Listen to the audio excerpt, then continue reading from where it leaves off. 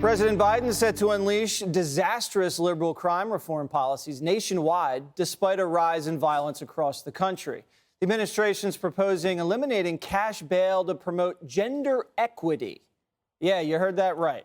The ridiculous 42-page report calling for a whole-of-government approach, quote, "We will work to end cash bail and reform our pretrial system, recognizing the harm these processes cause, particularly for Black women and families."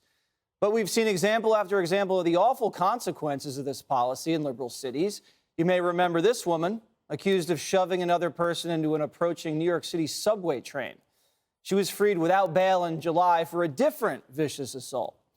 And how about this guy? He made the cover of the New York Post after being arrested, ready, 57 times this year alone.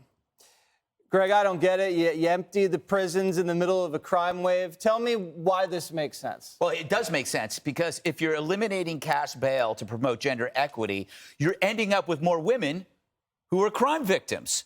We've noticed this in New York City. The bulk of the women that are being attacked on the streets are women who have died, women in Times Square, women in Canal Street, subway station pushed down, died. So basically, they've decided that if we can create more female murder victims, that's equity too. They're redistributing the murder. Congrats on finally finding equality in the suffering of other people. I mean, but it raises the question. We all see the consequences. The left sees it, the right sees it, we see it. So why do you continue doing the same thing when you know this is happening? You have accepted the death because the governing ideology is one of oppression theology. This country in its current state is essentially a giant slaveholder, and it needs to be taken down. So that means the byproducts of these people dying, they're just merely, byproducts. It doesn't matter that they're dead, because the greater thing is to overhaul society. And they know that nobody wants this. They know that it's evil, which is why they're always burying it in places. Like, I don't think any of us knew about the no cash bail until it happened, right? We didn't it wasn't like we had it locally. But we didn't. Yeah, but we didn't it wasn't there. So they have to slip it in, and then when you bring it up, a left-wing DA will call you racist, which is what happened when we brought it up. So now people are dying, and they're continuing to do this. It's telling you they want this to happen. Greg mentioned the ideology. This began on I would call it the revolutionary left, Martha, the American intellectual left, that they thought that the prison system needed to be abolished. They needed to decarcerate the population because prisons were a tool of white capitalists. And the Biden administration, moderate Joe Biden, is actually ascribing to this crazy ideology. Yeah, a couple of things. One thing is that, I don't think you have to worry about bail because most people aren't going to jail anyway. You've got people shooting up in the street. They don't go to jail. You can steal a car and drive away. You're probably not going to go to jail. There's a lot of offenses that you don't even ever get to that point. So they've already established that level of freedom for people. On the other hand, when you go back to the election, Jesse, and you look at what both Kamala Harris and Joe Biden had to fight off was that they had the sort of stink on them of the 1994 crime bill, right? So they had been tough on crime.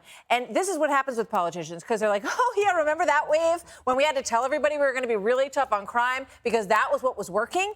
And then all of a sudden it wasn't working anymore. But I looked back at some of what Joe Biden said back then, and he said actually not even back then. This was in 2016. Joe Biden said that the crime bill restored American cities.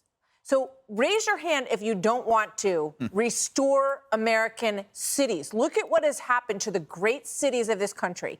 I don't think, I think it's a tiny, tiny margin of people that say, I'd rather have cash bail or I'd rather have American cities restored. So I think you're going to have a pendulum swing if 2022, what year is it going to be? 2022. Yeah. If that goes the wrong way for Democrats, I think you're going to start seeing a Bill Clinton revival of welfare to work and tough on crime. And all these things are going to figure out, you know what? It doesn't work. So we better go back the other way. A Bill Clinton revival, Greg.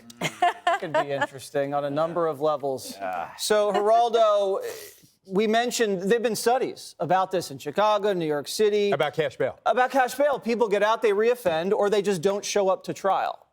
Well, let me make the token progressive argument against cash bail. Do you have to? You have two defendants. They commit the same exact crime. One has some wealth. The other is broke.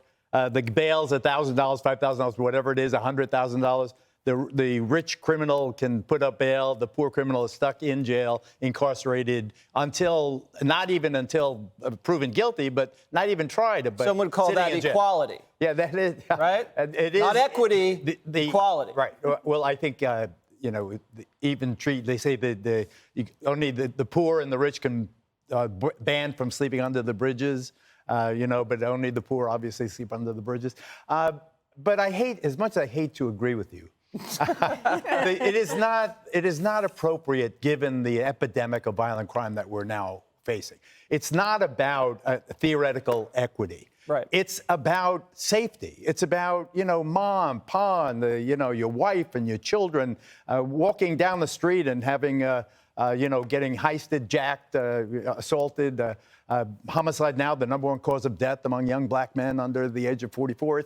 It's horrifying what is happening. And for a liberal to stick to a progressive technical point when in the face of this harsh reality is why liberalism per se is under attack, because it's so illogical in many ways. And they're not focusing on crime victims, Katie. Yeah. Right? Well, maybe the left should be more focused on trying to implement programs that would allow black men to live past the age of 34 instead of shooting each other. So instead of coming up with some kind of program for the inner cities that they could implement through the Justice Department, they are focused on this equity that they're pushing off that really doesn't mean anything. It's just a lot of gobbledygook for the left, and also it tears down the system that they think can't be reformed. Democrats are picking a side here.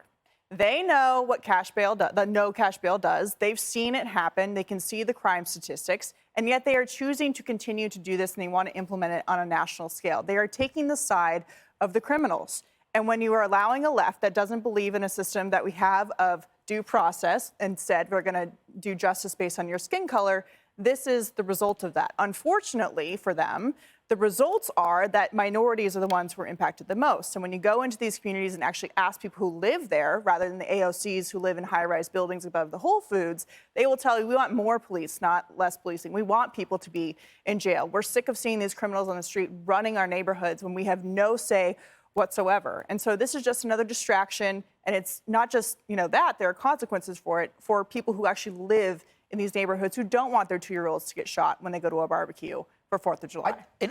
I don't know how bills work, I'll be honest with you.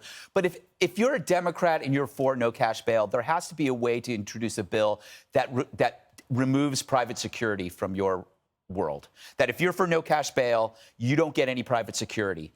So you're just as vulnerable as everybody else. I'll talk to some of my buddies in Congress. We'll work something like that Thank out. you. I knew you knew somebody. All right, I know Jesse. a few people. I recommend Schoolhouse Rock, too. It explains how bills work. Yeah. You literally are in the news business. Maybe you should know a little bit, Greg. No, I disagree. Hey, Sean Hannity here. Hey, click here to subscribe to Fox News YouTube page and catch our hottest interviews and most compelling analysis. You will not get it anywhere else.